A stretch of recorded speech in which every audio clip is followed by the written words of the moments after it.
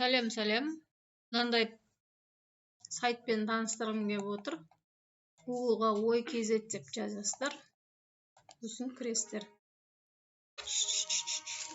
Неше жасы? Ма, не жүрсің? Мына жерге кіру дегенді басасыздар. Мен негізі тіркеліп қойғам. Астына ссылка қалдырып кетем. Сол арқылы тіркелесіздер. Пока мен почтамды толтырып істеп қойғам мен. Дайын парольмен кіріп кете берем. Менің жіберген ссылкамен тіркелсеңіздер болады. Ана бұл жерде сұрақтар келеді. Міне. Сұрақтардың бәріне мен жауап беріп қойғам. 8-нен бастап, міне 26-сына дейін включительно. Мына жерде сұраулар дегенді бассаңыздар, сұрақтар келеді. Бізде әлі ештеңе жоқ пока. Сұрақтар келеді. Әртүрлі. Теңгерім. Менің аттым. Яқта пока менде 875 теңге. 3000 теңгеге жетсе, мен снимать етіп ала аламын. Міне, ақшаға шығаруға арналған өтінімімді бассаңыздар, 3000 теңгеге дейін міне жазып қойған. Шығаруға арналған ең төмен сома 3000 теңге. Яқта рейтинг деген 100 деген сөз, яғни сіз күнде кіріп отыру керексіз.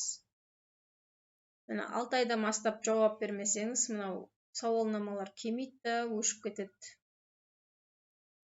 Сіз міне шақыруларыңа 6 айдан астап жауап бермейсіз, сұраулар қарама-қайшы жауаптар бересіз. Мысалы, сауалнаманың басында квасты жиі ішемін деп жауап берсеңіз, ал ортасында квасты ешқашан ішпегенмін деп атап өтесіз. Вот. Міне жерде менің досымды тіркеу үшін менің ссылкамен тіркеліңіздер. Мен яқта 3000-ға жиналған соң мен оны шешіп ала аламын. Бірақ сразу айтайын. Компьютермен істеген дұрыс. Бұны егер соткамен істесеңіздер, сұрақтарыңызға жауап бере алмай, мынау база сразу өшіп қалады. Бұны телефонға ғана шығарып алуға болады. Міне, яқа телефон номер жазасыз, оператор жазасыз. Шығаруға арналған сома. Жасау дейсіз, болдырмау десе, болдырмау басасыз. Жалпы осы жерде кері байланыс. Неге опрос келмей жатса? Опрос келмей жатса, бұлай жазсаңыздар болады.